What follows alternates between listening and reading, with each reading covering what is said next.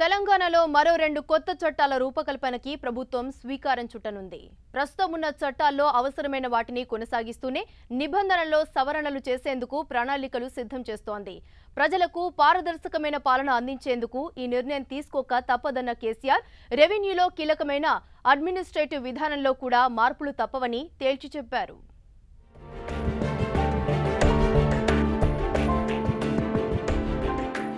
తెలంగాణ ప్రజలకు పారదర్శకమైన పాలన అందించేందుకు ఎటువంటి నిర్ణయాలకైనా సిద్ధమేనని సీఎం కేసీఆర్ మరోసారి స్పష్టం చేశారు. గతంలో కొత్త పంచాయతీరాజ్ చట్టంతో పాటు భూ పరిపాలన యాక్ట్ను తీసుకువచ్చిన కేసీఆర్ తాజాగా రెవెన్యూ అండ్ మున్సిపల్ శాఖలలో సమూల మార్పుల దిశగా కొత్త చట్టాలను రూపొందించేలా ప్రణాళికలు సిద్ధం చేస్తున్నారు. ప్రగతి భవన్లో కొత్త రెవెన్యూ చట్టం, కొత్త మున్సిపల్ చట్టాల రూపకల్పనపై ఉన్నత స్థాయి సమీక్ష నిర్వహించిన కేసీఆర్ వీటికి సంబంధించిన అంశాలపై అధ్యయనం చేయాలని ఆయా శాఖల అధికారులకు సూచించారు.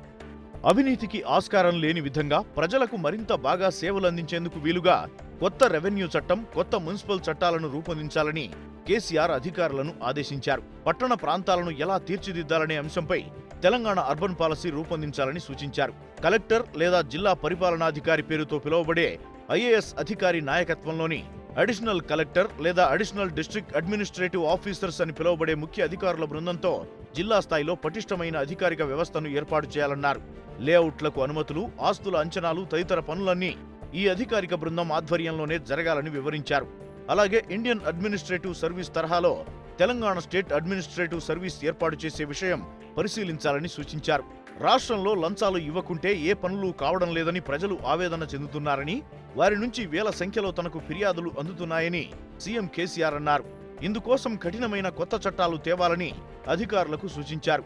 రెవెన్యూ, రిజిస్ట్రేషన్లు, మున్సిపాలిటీలు, గ్రామ పంచాయతీల్లో ఒక్క పైసా ఇవ్వకుండా పనులు జరిగే పరిస్థితులు వచ్చేలా చర్యలు తీసుకోవాలని తేల్చి చెప్పారు. ఇందుకోసం ఏం చేయడానికైనా ప్రభుత్వం సిద్ధంగా ఉందని సీఎం కేసీఆర్ స్పష్టం చేశారు.